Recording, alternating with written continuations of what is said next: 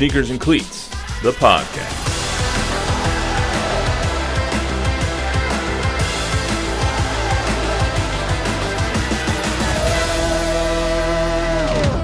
For me, it's unimaginable, and that's not an attempt to be humble. This is unimaginable. What the hell am I doing here? How could this happen?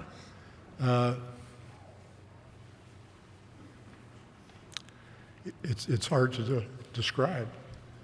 The little Frenchie, a little guy from Argentina, and a swimmer from the islands. Who knew? We won 4 championships together, and it was an honor to play with you guys. Even when the mission seems impossible, have the mindset that is unshakable and immovable. Just because someone says it's never been done or that it's impossible to be done. I'm telling you, I'm standing here, I'm not supposed to be here. This is not anything I could have ever dreamt. But after I did everything that I possibly could do on my own, I know that God took what I thought was impossible and made it possible. What a night at the Hall of Fame on Saturday. Great weekend of Hall of Fame stuff with Gregg Popovich, Tony Parker, Becky Hammon going in, numerous other legends, Dwayne Wade, my personal hero, but we'll leave that aside for now. Myself and the guys here to break it all down for you. Don, you get any sleep yet? I know you were in Springfield, Mass, so... Yeah, I got a little on the plane. Yeah, no, I'm all caught up. It's all good, man. It's all good. How was the weekend? It was fantastic. We had great weather. It was like 80 degrees was the high. It was sunny. Have you never been up there to Connecticut? You ever been to Connecticut, Chuck? I have cousins that live there, yes. I haven't been up there in a while, though. They live right just outside of New York City. It's fantastic, right? The Beautiful. Trees, rolling houses hills. spread out. Yep. Yeah. And, you know, near Springfield, actually the most of the weekend's held at the Mohegan Sun, which is over in Connecticut. It's like 45 minutes south of there, right? Yeah, and it's closer to the water, and there's just everything you want to see, you know, the waterfalls and the farms and the windmills and there's beaches, and it's really pretty country. But the weekend was fantastic. The first 2 days were there at the Mohegan Sun. There were press conferences and parties and stuff, and then Saturday, of course, the induction ceremony. And the red carpet was better than it's ever been. We got to talk to a lot of different kind of people. Sorry to interrupt you real quick. Breaking news, Zack Martin has reached a deal with the Cowboys. New deal will pay him north of $18 million in each of the next 2 years. Martin was scheduled to be at around $13.5 million this year, $14 next year. So it's an additional $8.5 million plus. Both sides have agreed to the deal per Adam Schefter. All right. So Zach Jerry wins. caves again. Jerry caves one more time. Historically, we've said it all week, right? Historically, Jerry has been the guy that's caved. Although I'll say with a caveat, I didn't think it would be this time. But once again, put the pressure on Jerry. If you're a good player, you're going to get yours. And I think maybe that's after they broke down the backups film from the right. Probably true. After the preseason, they were like, all right. Yeah. Zach's better Zach, than you me. win. Yeah. I mean, they gave him $9 million essentially. So Is there a new rule that you can't waive the $600,000 that he that's lost? true. It's or does correct. he? Yes. Okay. You can't waive that. Well, I'm sure he rolled that in Right. to the new deal. Well, I just want to, we'll talk about that here in a little bit. Let's finish some Hall of Fame stuff. But anyway, let me welcome you all to the Sneakers and Cleats podcast. I kind of just jumped right in. This is episode 15. It's Monday, August 14th. Joined by Chuck McIntyre, Don Harris, and myself, Matt Roy. We will have Hall of Fame stuff. We'll have Zack Martin. Didn't plan on Zack Martin, but, you know, love breaking news at 2 o'clock in the afternoon on a Monday. Love that on a Monday. Grateful for it. So we'll have Cowboys stuff, Cowboys preseason game. We were going to talk about the O-line, but now we can really talk about the O-line. So quick reminder, you can download, rate, review, subscribe wherever you get wherever you get your podcasts and on YouTube. Thank you for the support. Let's get right to it. Hall of Fame, Don, you were just kind of, before I rudely interrupted you for some breaking news. It was How was great. overall impressions of it? Overall impressions were fantastic. Very much a Spurs theme. It was for what you didn't see behind the scenes. It was a reunion of Spurs family over the last 20 years. Anybody and everybody that we loved over the years, from PJ Carlesimo to James Borrego and Will Sevening and Vinny Del Negro and Avery Johnson and Steve Smith and on and on and on. These guys all turned out for Pop, and it was fantastic. Plus, you got to talk to Ray Allen, the Spurs killer there from 2013. I did get to 10 years later tell Ray Allen that I thought he traveled. He got a kick out of that. But he didn't, Well, there's a third step in there, but it depends on whether you – I'm going to say he didn't, but Can you imagine if they called that? They were never going to call Can it. you imagine if He they catches actually the ball. called that three? I'll just say this. After he caught the ball, there were 3 steps that hit the floor. And the rest is history. He thought it was. Sure he did. Now And that you the know what? He shots had a lot got of in, they good won the things to say. championship. He had a lot of good things to say Right. about San Antonio and his time here. He always loved to go over to BAMC and take a bunch of jerseys and sign it for the Wounded Warriors. His parents were military people. Ray Allen's a good dude. All right, well, let's get to a little bit of the specifics. So this is a couple of sound bites from Pop that I really enjoyed. So we'll play a little bit of that real quick. For me, it's unimaginable. And that's not an attempt to be humble.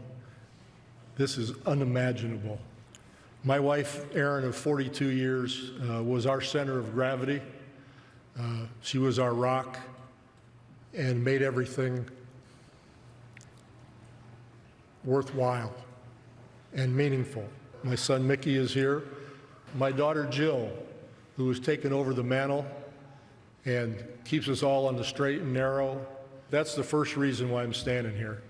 The second reason involves one word, so it's going to be quick. That's great, huh? One word, and that word is duh. Duh. And then they tried to shoo him off the stage, which was hilarious. Well, because that was about 20 minutes in, and everybody else got 10. Yeah, it was him and Dwayne Wade both went for like 25 minutes, something like that. We knew D Wade was last, and he was going to go a long time. I was in the building, right? So I'm kind of off to the side in the balcony where I can see the stage to my left and see the rest of the entire hall. And on the wall of on the balcony wall, there's about a 75-inch monitor with prompter, and everybody had teleprompter, and some speakers used word for word, some used kind of bullet points to move on to their next topic, and then another 50-inch television with 10 minutes as big as you could see that counted down backwards, 9:49, whatever, 7 minutes. When Tony Parker got to 0, he went for about another minute and a half. When Pop got up to speak, both monitors were black. No clock, no prompter. He went off his note cards, and I guess he made a deal with Jerry Colangelo. Go as long as you want. So when he said duh, and he walked over and shook all those guys' hands, Ahmad Rashad came out thinking it was over. And Pop's like, no, I'm not finished yet. He wanted to talk about those 4 guys. But yeah, it was interesting. Chuck, so you've obviously covered them for a long time. You said something to me before we started recording. It's like the Pop's demeanor has kind of changed over time. It's like he seems a little bit more like loose now as opposed to like 25 years ago. Yeah, I mean, we were talking about just the fact that he threw out, somebody asked, I guess when he was at the podium Friday, why are you still doing this? And he said, the money. I mean, that never would have come out of his mouth 20 years ago. Never. And whether it was a joke or there's some truth to it, I mean, again, it's just weird to see how he's evolved in that way. And, maybe it is just having a good time. But, it was really nice of him, too, to, I think, single out and talk about his family, too, because I'm sure there's been a lot of sacrifices along the way. I mean, when you're career building, like we've all found, right, there's sacrifices that your family have to make for the good of the whole unit. That this is how we eat. There's certain things that have to be done. So I think that was a pretty nice moment, and I'm sure his kids really enjoyed that a lot. Mike Finger and I at the Express News have been talking. We did, about 2 years ago when I guess it was the preseason last year when we went to the first day of training camp, and they actually handed out a sheet. It used to be a roster. Well, now it was a roster with pictures because we didn't know who anybody on the Spurs was other than, Keldon, Devin, whatever. There's all these guys that we didn't know. We didn't know who Julian Champagny was, what he looked like or whatever. Pop got the same sheet, and the first day of training camp said, I need this sheet because I don't know who any of these guys are. And he joked, everybody laughed. And the money joke, like you're talking about, Finger and I were saying the more an older Pop gets, the more truth there are in these jokes. And so even though he says, I don't know who these guys are, I don't watch tape, that's true. And when he says, I came back, why do you keep coaching? Because of the money? That's true. Now, he does love it, and he does all that. But I joked with him after he said that money thing. I said, people thought you were joking about the money comment, but some of us know better that, it's a lot of truth to it. Because the guy has nothing to lose. He just had 3 20-win seasons and doesn't get fired. So he has nothing. I mean, that's why he's loose, I think. It's like he's climbed the hill. He's at the top, job done, and now just kind of enjoying it. Yeah, and I've said this before, too. I mean, the closer you get to retirement age, the less that the quote unquote retiring looks to me. Like, what are you going to do? What are you going to do with your time? I mean, I don't think we should age shame anybody that wants to have, keep their seat at the table or do whatever they want to do when it is they get to that age. I mean, some of this stuff looks infinitely uninteresting once you've gotten to a certain age. I mean, is that all you want to do is go play golf every day? And why are people trying to run him off? Why are people trying to run anybody off if they want to keep doing it and they're good at it? Well, also afterwards, he was like, I've waited a long time for this. I thought that was also interesting when Ahmad Rashad did come out and try and thought it was over. He's like, I've waited a long time for this. You can hold off. And I was just like, I mean, he's not wrong. He's literally put his name off for 10, 15 years now. He could have gone in, after 07? Maybe? Yeah. Never wanted to. He never wanted to until his guys went in. And I think there was some truth into the fact that he didn't find himself worthy. Like, Pop is really honest because I remember I was here with Alvin, RC, Pop, Ed Manning when they were Larry Brown's assistants. And they all went off in different directions. And could Alvin Gentry be Pop if he had David Robinson and Tim Duncan? Could George Karl or Larry Brown be Pop if they had that kind of talent? Maybe. I think George Karl got more out of his less talent than anybody who was ever coached. So Pop realizes the reason he's here has a lot to do with luck, but he did a lot of things right too, and he's responsible for so much. But he's like, how did this happen to me? Larry Brown chose me to be an assistant. We got David Robinson in the lottery, and then my first year as head coach, we get Tim Duncan in the lottery. Like, there's some humility in that. Like, I wouldn't be here if things didn't fall into a perfect place, alignment. Yeah, I mean, there's no question about it. It's now we're, though, at the point, is it the chicken or the egg, right? Which came first? Because now it is. He coached a lot of Hall of Famers, right? Yeah. So you could say, that one doesn't happen without the other. I still don't know if one happens without the other. That's right. That's right. Because he built a program like Dean Smith, like guys like John Wooden. He built the most enviable program, which is you don't even use that word in professional athletics. He uses it all the time. And so there's a lot that he and RC did. They found Manu Ginobili with number 59. They found Tony Parker late in the draft. They taught Kawhi Leonard how to play. I mean, Kawhi couldn't shoot a lick when he got here. And so they did a lot right. So I think it was a combination of all those things. I hate that narrative, though. It's like, who came first, chicken or the egg? Whose most responsibility? Is it Brady or Belichick, Tim or Pop? It's like neither would have done it without the other. I don't think if Tim isn't here, they don't win 5 championships. I think we can all say that with no real remorse or any question. No question. If Manu isn't here, they probably don't win all 5. They might have not been able to. If Tony's not here, they probably don't win all 5. Maybe they all win some on their own. And maybe a couple of win. Maybe 07 they probably still win without Tony because that Cavs team really sucked. And you can say that with everybody. Does Magic win all his without Kareem and Worthy? Exactly. Does LeBron win too without Chris Bosh or Dwayne Wade? Right. Does Wade win without Shaq or Pat Riley? It's just like the collective unit. So I always hate that narrative whenever it comes up in national media and national podcasts. I do think Michael wins without Phil. But he doesn't win without Scotty. He would have won with somebody. Maybe 1. I mean, those guys. Maybe 2. Yeah, I mean, not 6. That's a hard one to know because, Phil won 11. He won a low with the Lakers too. I mean, that's true. It's just there's always the argument that Phil chased superstars too. Phil went where you could win. David on Friday and I had the conversation of like him, Pat, and Phil, Pat, and Pop all have like different claims to fame. It's like Pat's good at everything. Like he was a good player. He's a good executive. He's a great coach. He's great at all of those things. And then you have Pop, who just built this culture and this enviable program, as you just said.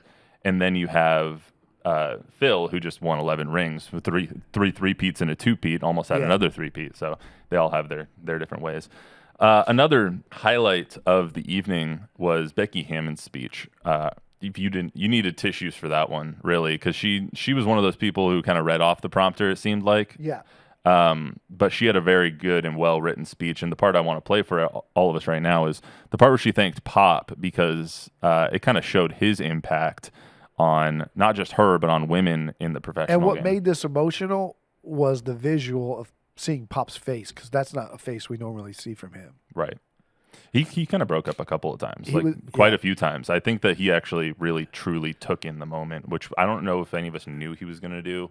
This was the most emotional he was all night, even more so than in his speech. Let's hear from that one real quick. You expect excellence and model how to become excellent in your everyday routine and how you go about your work. You spoke courage into me with a phone call as I was getting ready to coach that first summer league team in 2015. He said, just be you, you're gonna be great. And you've texted me that. I don't even know if you know how many times you've actually texted me that. Just be you, just be you, just be you. And you've changed the trajectory of my life and of so many other girls and young women. Thank you, I love you.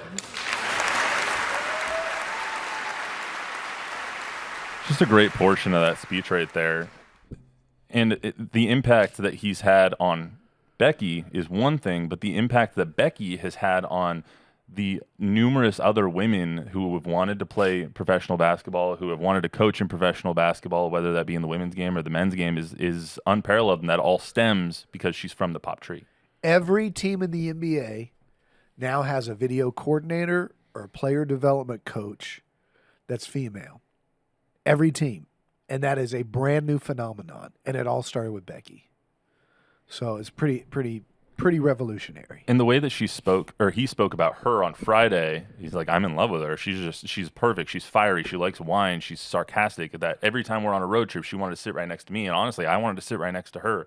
I've never heard Pop speak so highly of anybody than he does of Becky Hammon. Yeah, has a big affinity for her. Yeah, I mean, it seems kind of silly now, right? That why did it take so long? I mean, you're talking about a coach. It's not like they've got to go play, right? So you're not talking about anything that has to do with anything other than somebody that could teach somebody the game of basketball or augment what they already know at the professional level. So it's kind of cool that she was here to be able to do that, and obviously Pop affording her that opportunity so that other people too get the message that we shouldn't be looking at certain things when it comes to qualifications for a job. And that was the theme of the whole weekend from everybody you talked to, from Vinny Del Negro to every player, is that from load management to let's take the example. Everybody who ever won a championship before the Spurs had a banner in their arena that said World Champions. The Spurs had so many guys from around the world on their team. They said, that's not right. That's an insult to Manu and Fabrizio. So we're going to simply just change our banner to NBA Champions. They looked at things like load management, like analytics, like that very small thing differently. I think Pop, partly because RC and Pop both have a progressive mindset that let's change new things, that surround ourselves with really smart people. And that organization, they got everybody that's in that organization now that's in leadership is from Harvard or Stanford or somewhere. And so it was like they won the finals in 2005 against Detroit, scoring 70 points a game. And then D'Antoni comes in with 7 seconds or left. Pop's like, we can't beat them unless we fight fire with fire. And he changed. And so they beat him 134-132, knowing that Tony and Manu could run that kind of same stuff. So he's always been able to adapt, change, look forward, and try, not on purpose to be revolutionary, but why not? And he saw a star in Becky, and it's just one of the many things that Pop and RC have kind of revolutionized the game, and it's just a league-wide too. That's another thing.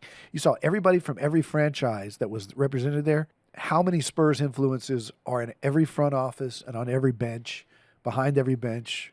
Well, if you just all across the league, you look at the entire class, it was like every single person had a Spurs connection, whether it's Pau Gasol played here for 2.5 years and played against Pop every year for 16 years or whatever his career was. Dirk was basically the main rival to the Spurs over that time, except for the Lakers. Then you have Dwayne Wade, who was linked from the 13-14 championships and played for Team USA. Yeah, and I thought, real quick, I'm sorry I don't mean to talk so much, but I thought Powell's speech, when Powell talked about his time with the Spurs, he had one of the greatest little parts of his speech. He said, I came to San Antonio, learned a bunch of new things. He goes, one thing I took away from San Antonio was on Valentine's, Pop was in the locker room. He said, how many of you guys bought flowers for your significant others? And, half the team raised their hand. And he said, "Why do you wait till Valentine's Day?" He goes, why do you have to have a Valentine's Day to buy flowers for your wife? Like, do it more often. Yeah. The last part of Pop's speech at the end, too, where he was like, the wins are crap, but it's the relationships that you build. I feel like that's not just basketball. That's everything. It's like what matters is the human connection. This podcast won't mean anything in 20 years, but at least I can relish, spending time with you guys, learning about you, being able to talk sports. We won't be here in 20 years. If I'm sitting at this table in 20 years, somebody come give me the hook. And that's probably the crappy part of pro sports, right? Is that do you get to have those relationships unless you have those kind of wins? Mm-hmm. If you don't win while you're building these relationships, then unfortunately they're going to turn and pivot pretty quickly. So that's fair. When you've won way as to much damper as the mood, Pop Chuck. and that franchise has, that's right. You don't think Rich Kotite has those memories with the old Jets? Right. Let's hear from Tony as well. I thought Tony's speech was actually really eloquently put, and he had a good mix of like sappiness and emotion and humor. He had a lot of humor in there. We'll play the humor in a second, but let's hear what I thought was just the bite that should be played over and over when it comes to Tony's speech. My journey started with a big dream. I wanted to dream big, and I wanted to go in the NBA, and I wanted to become the first European point guard to make it in the NBA. And I always tell my kids, dream big. And when you say your dream to somebody and he's not laughing at you, you don't dream big enough. When I was in France, they will always say, "Oh, you're too small, you're too skinny, you will never make it." But I'm the one who's laughing now. I mean, just that mindset is incredible, especially when you have Pop trying to beat it out of you every day. Right. Yeah, I mean, I remember Danny Green telling me, he goes, nobody took more crap from Pop than me and Tony Parker. And he took it all. We talked about this last week. He could have left, could have gone to Denver, could have cashed in, could have taken the money. And his dad so eloquently saying it was like, it's not about that with him. He wants to win. And he knows these guys, this group, this coach, this organization is going to give him the best opportunity to win. And at the end of this, when they've won like they have, this is what happens. You've got guys that turn into Hall of Famers. Would they have been Hall of Famers if they had gone to Denver and played somewhere else at the end of their career? Or if they had gone to Orlando early in their career? Would that have happened? Maybe, maybe not. I mean, we're never going to know. But when you win at the magnitude and on the reg as much as these guys did, then somebody's got to get the credit. It may as well be these guys. And think about this.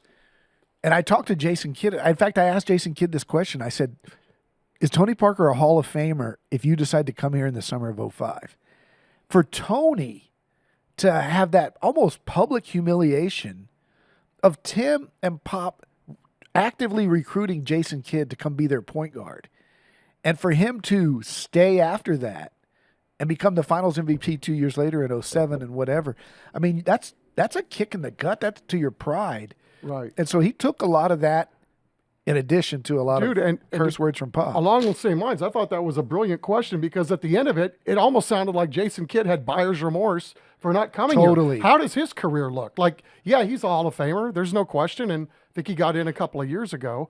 So, but does Jason Kidd in the entire basketball spectrum, is he elevated even that much more if he's a part of two or three? The sense is from the outside, and I told David this on Friday, is that like Tony was always like the black sheep. He was always the third one. He was always behind Manu and Tim in the pecking order. No one ever talked about replacing Manu or Tim or Pop. They always just talked about replacing Tony, no matter what he did. And then I kind of wonder when that disrespectful feeling that he probably had after 2005 went away. There was no question it was gone after he won the Finals MVP of 2007. He was the best player in 2007. He was awful in 2003.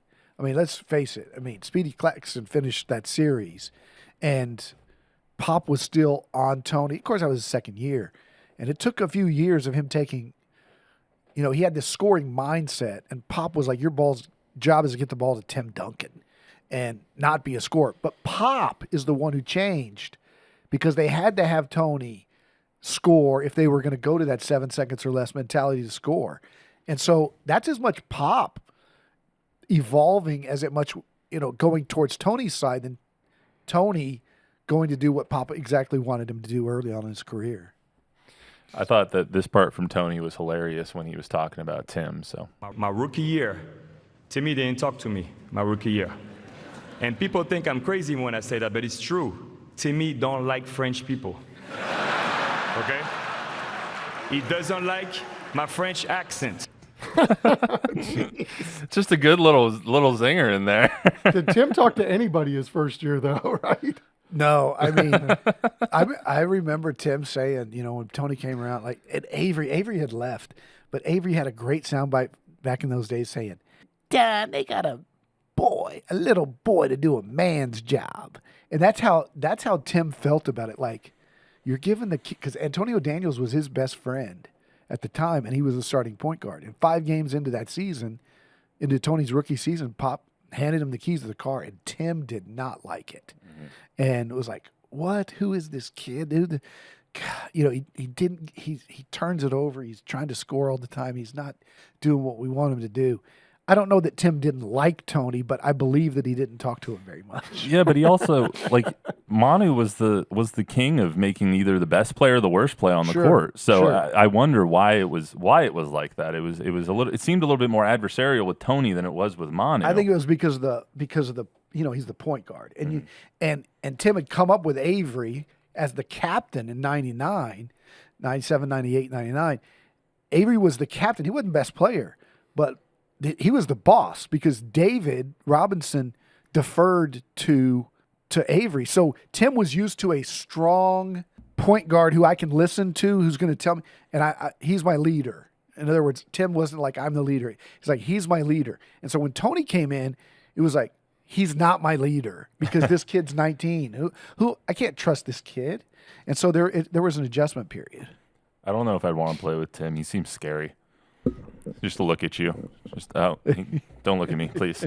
So let's put a bow on Hall of Fame weekend, wrap it up here at the 30-minute mark. We'll get into some Zack Martin right now, too. So overall, I thought the class was amazing. I thought that the Hall of Fame was amazing. But I do have one question for you guys. You've now been to the Hall of Fame 3 years in a row, 21, 22, 23.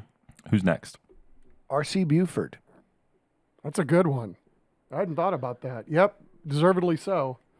There's nobody else that could possibly be in. Kawhi? He's not a Spur.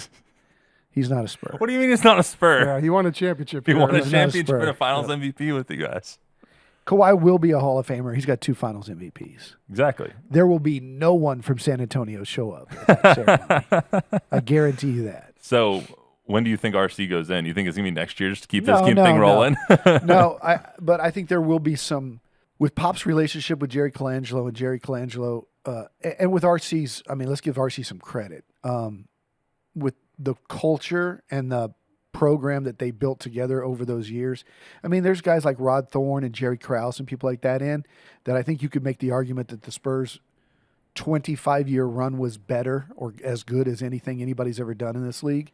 And so there's plenty of other general managers that are in that you could make the argument did not do what RC did. So I think he gets in. Well said. I think RC will get in, Kawhi will get in, and then hopefully Wemby. So let's talk about the Cowboys. Obviously, we had breaking news right off the top of this stuff. Adam Schefter reporting that Zack Martin is back. He has been fined approximately $1 million that he can't get back. He just got it back. Well, he gave up $1 million for 8, so I guess he got it. He'll get it the next 2 years. But what are your, you said it right off the top. That means that Jerry caved again. So what were you expecting that? Nope. I mean, we talked last week that we thought this was going to the season. I did. I mean, I thought this was going to go some way other than the way it just did, but I guess trust your first instincts, right? Jerry usually is the guy that caves. And once again, it's good. I'm glad they were able to work it out, I guess at the end. I mean, the Cowboys are obviously infinitely better with Zach, and he's going to get his money too. So good on him for Jerry being able to find a way to build a bridge as opposed to burn it down. And I do think it's just another sign that it's the man of the moment. They think they have something special and they want to win now. Jerry's concerned about paying CD and Micah down the line, and he's going to have to do that. But now that's going to come at the expense of somebody besides Zack Martin. Well, I think what we all figured was going to happen from the start is that they were going to give him a little bump and we were going to handle this in the offseason or maybe 2 off seasons from now is exactly what happened. They gave him $4.5 million this year, make it $3.5 because minus the fines. And now we'll just deal with this later. The thing is, they didn't re-sign him. They didn't extend him. They just gave him a little bump the next 2 years. So they're not committing long-term resources to Zack Martin because next offseason when they re-sign Parsons, Zack Martin's going to be off the books by the time Parsons' new money hits. Well, I think that's fine. I think Zach's fine with that too. It's like Zach probably realizes he's 32 years old. It's not about don't pay me what, don't give me a lifetime achievement award. But this year and next year, while I'm better than those 2 guys, then bring my pay up to what it should be for the present. Exactly. And I don't think this whole time, I don't think he's really been seeking that, like, give me another 5-year deal kind of thing. He's just like, give me what I'm worth. Right. At least a little closer to what I'm worth, especially when we're not paying CD, we're not paying Parsons, we haven't redone Dak's deal yet. We're not doing these things yet. This is the time to do it. Agreed. Why is it that Jerry always caves? Good Chuck. Jerry always caves. That's been the recent trend, right? I mean, when's the last time where he basically said we're not doing something and then stuck to his word on it? Jerry takes a lot of blame when it's not his fault for things. But the one thing that you can pin on Jerry is if for some reason they got out of the gate slow and the offensive line was horrible like it was the other night, you can pin that on Jerry because you can say, well, if he paid Zack Martin, Well, let's get into that. The preseason game had a little bit of good, a little bit of bad, a little bit of ugly, and I put the bad as the offensive line. They were horrible. I think that's apt. I mean, that was how I saw it too, pretty much. They were absolutely horrendous. They run blocked a little bit, but they couldn't get squat going. And I think with that said, the quarterback play was pretty good from Greer and Greer Cooper. played really well. Yeah. I thought so too. I mean, the completion percentage was good considering the kind of heat that they were under and how beat up both of those guys got during the course of that game as well. So, I don't know.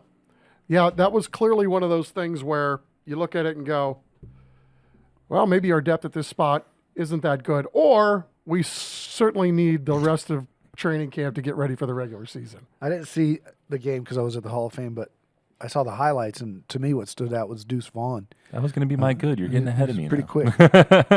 Looked good. I didn't see enough to judge the whole game. He dropped a deuce right on the Jacksonville Jaguars. Deuce Vaughn played extremely well. He had a 26-yard run where he juked some guy out of his cleats right early it was late in the third quarter, and then early in the fourth, McCarthy let him run it in. He looked great. The rookies were the best part of that entire game. DeMarvion Overshown stood up the running back in the backfield on a 3rd and 1 and didn't let him move. He was a stone brick wall, kind of overshowing everybody that I can't stop, guys. Dropping the deuce and he was nice, man. I know. I got to come up with one for Mozzie now. But anyway, and Mozzie played well too. I mean, and even Luke Schoonmaker finally got on the field as well. Even though he hasn't really done much in training camp, he was able to get on the field even with his foot injury. So, what did you see from the rookies, Chuck? Because I know Deuce Vaughn is making his case for the second running back spot. Well, I mean, I thought Rico played pretty well too. I mean, and when he gets an open field, you can see why the Cowboys like him. And obviously, he was hurt all of last year too. So, although he's not a rookie, he was another one of those guys that you look at. And I know he turned it over too, so that obviously didn't work in his favor. But if you look at how these guys move and the way they move differently, you can see why they were ready to move on from Zeke, because all these guys move a lot better and a lot quicker than what they were getting last year out of Zeke. So I think that position is probably not in as much in flux as we think it might be. I mean, I think all those guys are going to have some value as we go through the course of the year. Well, give me Tony Pollard and Deuce Vaughn in a two-back, in a 21 personnel or something like that, and a two-back, one tight end, two receivers out there, put Brandon Cooks and CD, and then Schoonmaker or Ferguson. I'll take that personnel group all day. Right, and I mean, it's quarterback friendly, right? I mean, wouldn't you like to have those two guys in a short yardage pass situation if you're 4? I would. It was also encouraging that Deuce Vaughn was returning punts and kicks as well, because we saw Cavante Turpin fumbled a punt return early on in that game. So it's a little bit concerning whenever you have a punt returner fumbling They said something. last week that Turpin wasn't going to return, that he was trying to make the team as a receiver only. That shocks me because he's a home run hitter as a returner. I mean, I'm with you on that, but I mean, this is one of those things we saw again during OTAs with him. It's like he made a really nice catch in that game, and you can see why they like him. I mean, he clearly moves differently than a lot of different guys, but he's not very big, and if he's just going to be the one-trick pony that returns kicks, I don't know that there's enough room on the roster for somebody like that, but they are giving him every opportunity to go out there and try to make this team. I just don't know that we've seen it yet. How many receivers do they keep? 6. Yeah, I mean, CD, Gallup, Brandon Cooks. Tolbert, Cooks. Speaking of Tolbert, he just scored his first touchdown. Okay, so that's your first 4. Who else? and he looks like he's made a bit of a jump. Turpin, 17 Houston. looks- You know who played really well in the game is actually John Stevens Jr. Right. He had 5 catches for Fajoko. 56. I think it was 5 catches, 56 yards, and a touchdown. He played extremely well. Dennis had 3 catches for Dennis. 33 yards too. He I don't know runs if Dennis really is gonna good make routes, it. and yeah, I mean he's obviously a bubble guy. I think they know what they have in him, and it's it helps Hu- that it's Dak Houston- likes him too. So if nothing else, he's on the Houston, practice it's squad another Houston, year. Turpin, Tolbert for those last 2 spots. I No, think. Tolbert's in. It's Houston, Turpin, Fajoko, Stevens for 2, Yeah. right? Stevens' size is it's good. I mean, that touchdown pass that he caught. I mean, he basically was he bounced off a DB that was trying to check him, and he ended up getting open. So I don't know. I haven't seen enough of him to be able to make a total assessment on it, but they got some dudes. I think right? Turpin's in. I think he's number 5, so I think it's I think 6. I think he has to be because he was a Pro Yeah. Bowler last year as a returner. So Yeah. even if it's just as a returner, like you have that dynamic person back there. And so Dak loves Houston, man. Dak does. likes him a lot. he does. I thought the play calling was interesting. I think you kind of saw like at the beginning of the game, Mike McCarthy needed to kind of take the training wheels off a little bit. It was kind of like riding a bike for him, and he had to get used to it a little bit again. And then once he got later on in the game, he kind of called it better. Yeah, I think he pretty much he admitted that after Yeah. the game, and it took a little while to And you could kinda see that on the field. get going. And then for the ugly of the game, the good was obviously the rookies. The bad was the offensive line. The ugly was the turnovers. Kevontae Turpin should not be turning the ball over like that. Rico Dowdle had like a 60-yard run and then turned it over right on the goal line. Both of those things are not going to help those guys make the team. The other ugly I had was Brandon Aubrey did not look great either. I mean, I think he made his 1 field goal and then he missed an extra point, which is not what Cowboys fans want to see. They got problems at kicker. I'm telling you, right? They're not going to find the kicker for this season in this camp. No, they're not. You and I talked about it last week. Mason Crosby or Robbie Gould has to be on this team. Right? I mean, it just makes sense at this point. I mean, you cannot go into if you're going to go into the season with one of those dudes. Both of them have skins on the wall, and at least you could go, well, we tried. But yeah, this is getting a little late in the game to be This is kind of bad. messing around with this. Well, also every single the Broncos, just for example, had Bill Maher or Brett Maher and this other kid. Both of them missed kicks. Fry, they both missed kicks. They're probably going to go out and try and sign Mason Crosby or Robbie Gould. You have other teams that are going to be other suitors for these 2 guys. You have to go get one of them if you're the Cowboys, in my opinion. But that's just me.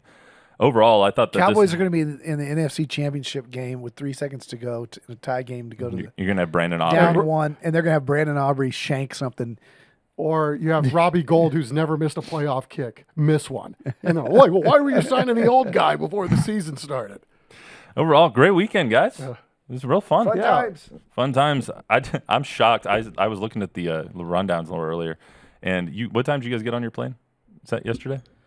What time did you guys fly out? 5 o'clock, 4 o'clock in the morning, 4:45. I know. I saw that you were doing Sports Sunday last night, and I was like, how the hell did Don get back in time to do Sports Sunday? We got back by noon. I had time to take a nap, but what I did was I built the show.